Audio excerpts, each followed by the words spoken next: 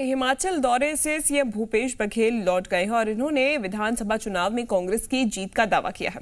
कहा है कि पूरे हिमाचल प्रदेश में परिवर्तन की लहर है। जो 10 वादे हमने किए हैं उसका बड़ा असर है। छत्तीसगढ़ मॉडल के लिए लोग उत्साहित हैं। सीएम ने हिमाचल बीजेपी पर निशाना भी साधा। इसके अलावा सीएम ने भानु प्रतापपुर में भी जीत का दावा किया है। छत्तीसगढ़ में 58% आरक्षण रद्द होने को बीजेपी का पाप बताया।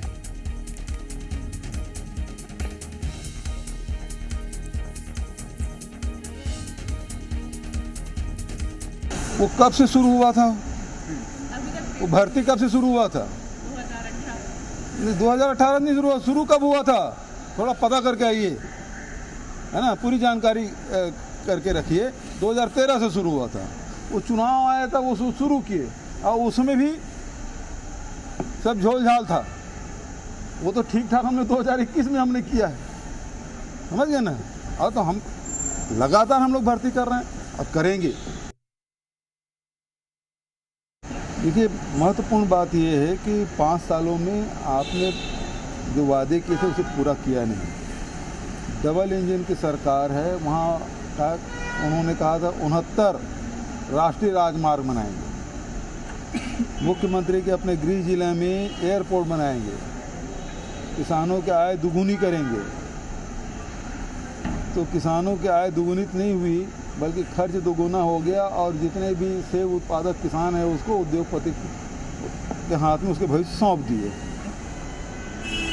तो इसलिए अब वहाँ के कर्मचारी, जो राज्य सरकार के कर्मचारी अधिकारी ओपीएस मांग रहे हैं, उस मामले में मौन है। कांग्रेस वहाँ ओपीएस लागू करेगी। और इसलिए मोहन जी वहाँ परिवर्तन चाह रहे हैं।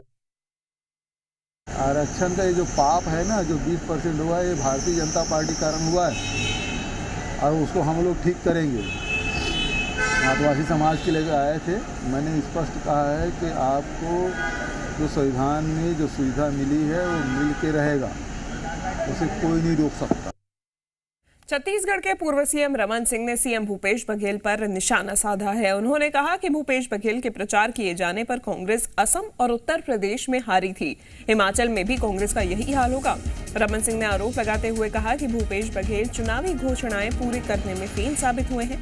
उन्होंने कहा कि शराबबंदी से लेकर महिला रोजगार का वादा छत्तीसगढ़ सरकार पूरा नहीं कर पाई है और अब हिमाचल में जाकर भूपेश बघेल छत्तीसगढ़ मॉडल की बात कर रहे हैं। दरअसल रमन सिंह राजनांदगांव में नवनियुक्त जिला अध्यक्ष रमेश पटेल के शपथ ग्रहण समारोह में शामिल हुए थे। उसी दौरान उन्होंने ये बात कही।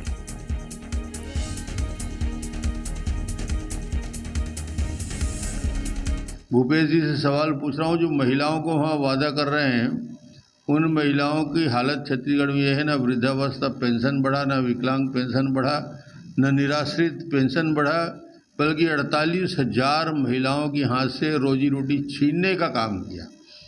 जो रेडी टू ईट का काम है वो एक ठेकेदार को दे दिया। तो इन्होंने तो पूर्ण शराबबंदी का वादा किया था, वो भी अधूरा है।